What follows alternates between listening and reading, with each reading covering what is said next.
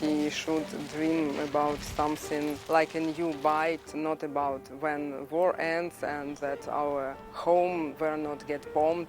No one wanted to leave Ukraine, but we have this situation and we need other countries like Canada so much in our life.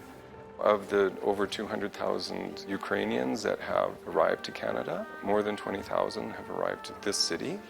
We arrived in the end of March with my son Boris and my mom Olena. We didn't plan to leave even Kiev at the beginning. We started to go to the basement of our building. It was as a shelter from rockets. After a week of spending night there, we decided that we should leave Ukraine and find a safe place for Boris. I had a very good life in Ukraine, to be honest, and I have never thought about coming to another country. In January, we had very powerful explosion. It was too close to my building where I lived, and there were almost 50 dead people. It was like the last drop of patience for me. In a few days, I really woke up and talked to my sisters that we have to change something and we have to choose safety for our future and for our life. I heard that Calgary is similar to my city, very beautiful nature and a lot of job opportunities. It seemed at that moment. When we arrived, I don't have a job, and of course I sent in a resume. I attended job fairs. I even registered in one of the job fairs as a volunteer translator. My son started school here. After his first day, he told that he wished to go to school even on weekends, if it is possible. He communicates with teacher with Google Translate. My mom is 65. She is very optimistic. After we arrived, she attended English lessons. She understands all challenges. She always supports me and tells me that everything will be good.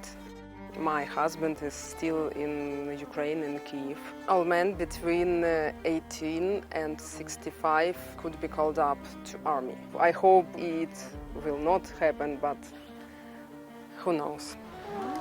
Boris says me that he wants to go to Ukraine, he wants to be together with Dad. Of course, it's not easy. I'm here a few months already and I didn't have even normal interview, and I sent my CV every day, and I visited Calgary Career Expo, but still I don't have a result. And my sister also, because her English is a little bit worse. I'm a little bit sad about it because I had a high position in the biggest online school in Ukraine. They're also very often not able to get into the professions that maybe they've been trained for. In the meantime, they're having to work in low-paying service jobs. And then you add on top of that the struggle to find housing where rents are skyrocketing. More than 1 million people, and those are just Ukraine people, have applied to come to Canada. Of those, 750,000 have been approved, and only of those, 200,000 have arrived. So 500,000 more people are in the queue to come here, and that grows every single day. I see how Ukrainians live here, and I'm sure that I will make here a wonderful life, and I will be a real Canadian and with Ukrainian soul. I'm happy that on Monday it will be my first working day in a company where I worked in Ukraine.